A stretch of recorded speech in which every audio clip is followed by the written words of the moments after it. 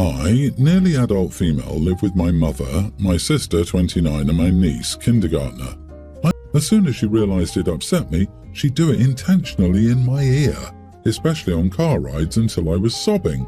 It drives me insane. If my niece is home, there is constant noise. My mother and sister are able to tune out the noise, but I can't. If I hear something, I can't focus on anything else. To be clear, I understand that none of this is my niece's or sister's fault, and it's not anyone's responsibility other than mine. I'm just trying to paint an idea of why this is so overwhelming for me. I don't dislike kids. Living with them is just a lot for me. Yesterday, I learned that my sister is over 6 months pregnant, and they've known each other for 4 months. I noticed her stomach was larger, but my sister is pretty overweight, so I never really became suspicious until recently. They told me they plan to keep it from me for as long as possible until I noticed, which terrified me. I really wish I had more time to prepare for this. I'm terrified to do this semester of school knowing that by the end I'll be living with a baby again. I don't expect my sister not to have another baby or anything.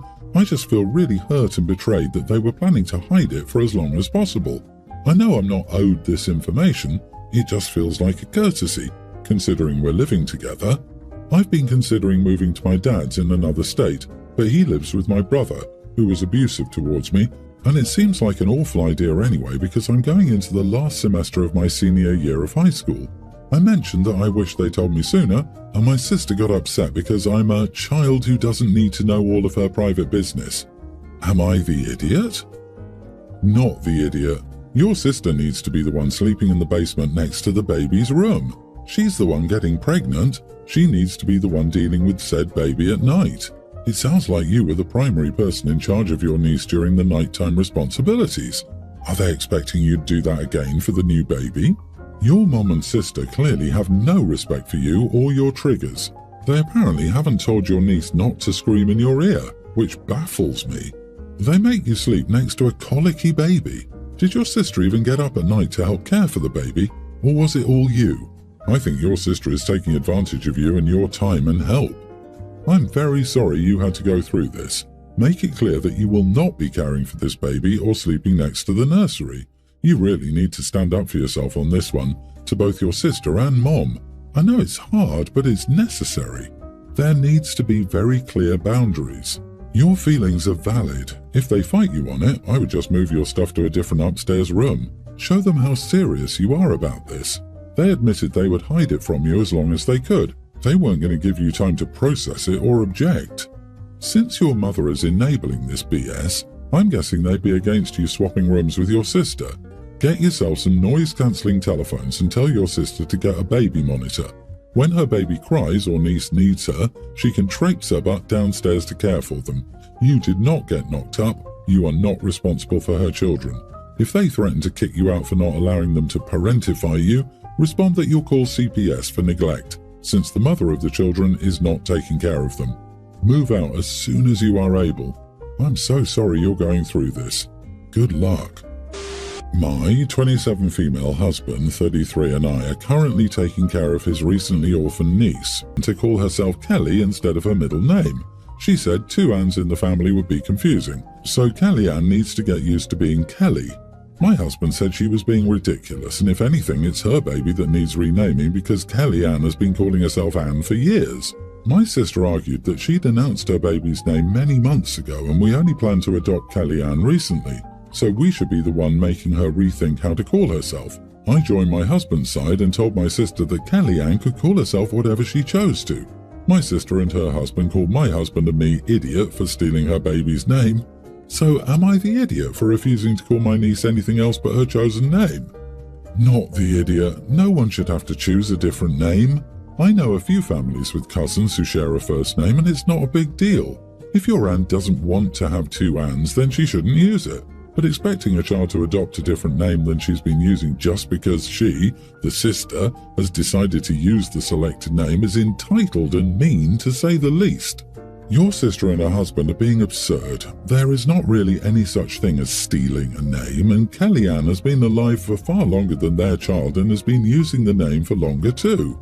Out of curiosity, would they also expect you to change that child's name if you were to later adopt an older child into the family who came with the same name as one of their kids? Ludicrous. Exactly this. Anne has already lost so much. She shouldn't have to lose her name. Let's further traumatize Anne by forcing her to change her name for a baby that Sister sees as a more legitimate family member than Anne. I mean, that's really what's going on. Sister sees herself and her baby as more human than Anne. Sister is gross and needs help. I had a way less difficult situation with my family. My wife and I chose names for our children way before we got pregnant. For a boy, we chose the name Jack, not the real name. We didn't tell family back then, and my sister, living with my parents, got herself a cat called Jack. So now we have a son with the same name as the cat. But who cares? We even call them Human Jack and Cat Jack. Tell your sister, great, we can call them Big Anne and Little Anne. My 28 male sister, 33, is visiting me this week with her daughter, my niece, young teen. I was excited to host them in my house as I haven't really seen my family much ever since I moved away from our home state for my career. For context, I'm a lawyer at a large firm. That means I have to take work home often, so I have a room in my house set up as an office. My office has privileged information about cases and clients. Long story short, when my sister and niece arrived yesterday, and after I helped them get settled in, I told them that there's only one rule that I have for staying in my house. My office is off limits. Fast forward a few hours, and everything's fine and dandy. I'm just sitting on the couch with my sister watching a movie, until I get a call from a senior associate at work asking me to do a quick review of a document that he sent me via email. When I get upstairs, I see the door to my office is wide open and the lights are on. When I went in to investigate, my niece was sitting in my chair and taking selfies with her feet on my desk. I was beyond furious. I have only one rule for guests at my house, and it's to stay out of my office. I have that rule for a reason. Not only would I be at risk of disbarment, but the integrity of the entire case would be jeopardized if any of that information is leaked. While I'm not accusing her of that specifically, I don't want uninvolved people in my office taking pictures and posting them on social media where there may or may not be protected information in the view of the camera. I asked her what she was doing and she said, "I was just curious, I want to be a lawyer like you when I grow up." I told her, "Get the heck out and stay out, you little witch." My sister came running up the stairs after my niece started crying, and she told me that I was a monster for talking like that to a kid. I told her she had no business being in my office, and my sister said it didn't matter because she's just a kid. So, am I the idiot here? Everyone's the idiot here. A young teen is old enough to understand that a certain room is off limits and not to go in there. Your sister, because she doesn't seem to be teaching her daughter to follow the rules that you set out, and not giving her daughter any consequences for entering your office without permission. But calling niece a witch was taking it way too far.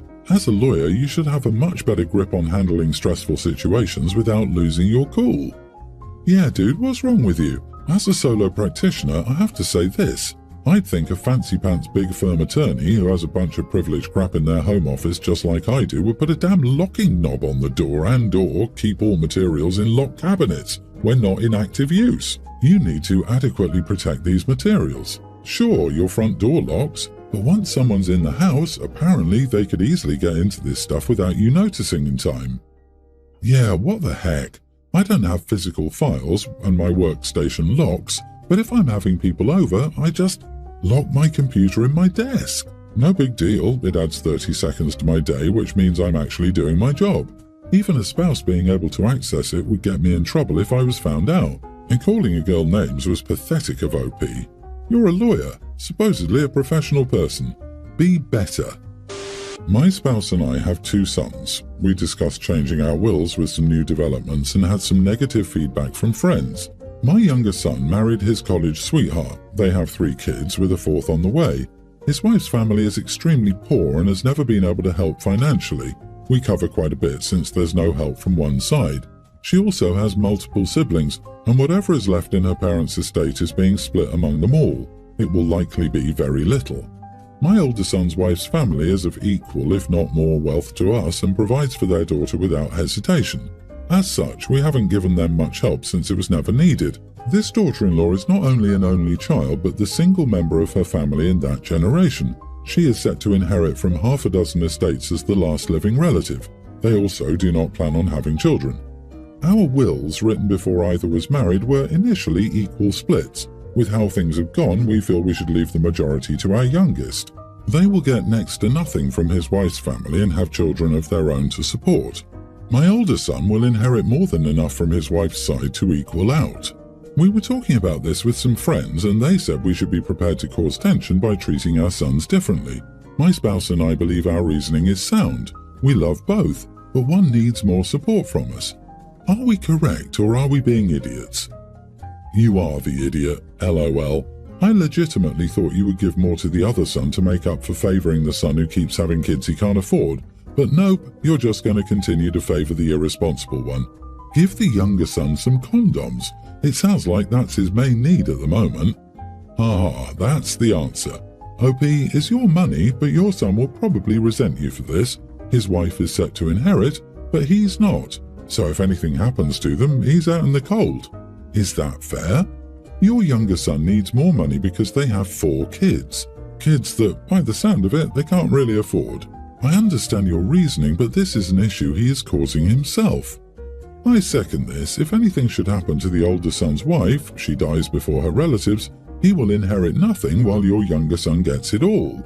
If your older son's marriage ends in divorce, he will not be entitled to her inheritance, and as you left him with nothing, he will not get his own. You are being short-sighted and letting your older son know that you haven't put in the thought for his future.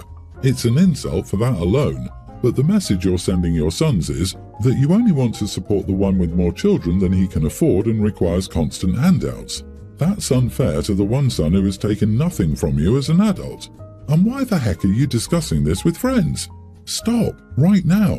Equal split, and don't discuss it with anyone. Because they know it's wrong and they were hoping friends would understand. And now that their friends don't side with them, they're hoping random strangers will side with them. Joke's on them because their current plan sucks. I'm a 32-year-old female. I have 4 kids. Young teen, 2 tweens and an infant. Yeah, I know, don't come at me. As of 4 weeks ago, the kids' school shut down completely due to water damage and a fallen roof in the gymnasium and cafeteria. They should be returning fairly soon, I would think. Until then, virtual learning. Honestly, I'm having a rough time with the lack of decompression time. The kids are more rambunctious than usual due to lack of stimulation and sitting at a computer screen for learning, but add a baby going through a sleep regression who sleeps all day and is up literally all night. You get one tired mama who has 0 downtime. It won't last forever, and that's what I keep telling myself, but right now I just need a breather without entertaining, answering questions, or being touched. My husband is fully aware of this, but he feels it doesn't apply to him for whatever reason. So, on the off chance that the baby does go to bed at a decent time, when the other kids are in bed, he assumes I want to spend every second of that time with him. I understand how important it is to maintain that closeness with him, but right now I'm tapped out. So him touching me and trying to get a piece or trying to talk about our finances, which we already talk about when the kids are awake, is exhausting, especially considering he gets downtime. After the kids go to bed, he goes to his office to do whatever for 2 or 3 hours while I try to get the baby down. She's strictly breastfed. It's just that the second she's asleep, in his head it's like, oh, the kids are all asleep, it's my turn to get attention. Even if he sees that I've opened a book or put on headphones. And it's just getting increasingly frustrating because, like I said, the baby is up all night and she's at an age where she wants me to be fully engaging with her, talking, holding, playing, or she gets fussy. So everyone here is constantly begging for my attention while I'm just begging for 30 minutes of being left alone. And like I said, my husband is fully aware of this. I've told him. He thinks it doesn't apply to him. So last night I got the baby to bed around 9ish and my husband came in and said, "Want to watch a movie?" I said no and that I wanted to read, but he could watch the movie beside me, so we were still together or whatever. But he kept making comments. "Babe, don't you even want to watch this? It's funny." Or, "Did you see that?"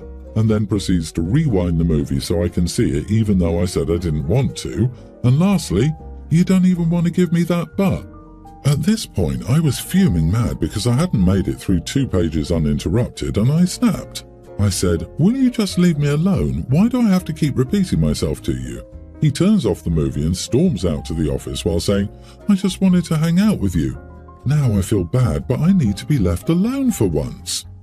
Edit, he does his part around the house. He helps clean, helps with dinners, and is usually the one who drives the kids to and from their sports. This isn't about what he does and doesn't do to pull his weight. It's only about me not getting any downtime because he wants my undivided attention, much like the kids.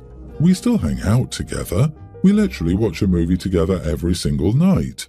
But on the nights that I don't want to do that, he sits and basically begs for my attention, even when I voice that I want to do my own thing. Not the idiot, you sound burned out, and that alone time or lack of pressure is necessary to recharge. He needs to start understanding that before this gets worse. Women have little enough time to themselves. It's not a criticism of their guy if they don't want to watch the movie, for Pete's sake. It's crazy how husbands don't understand that the most irresistible thing they could do would be to step up as a parent.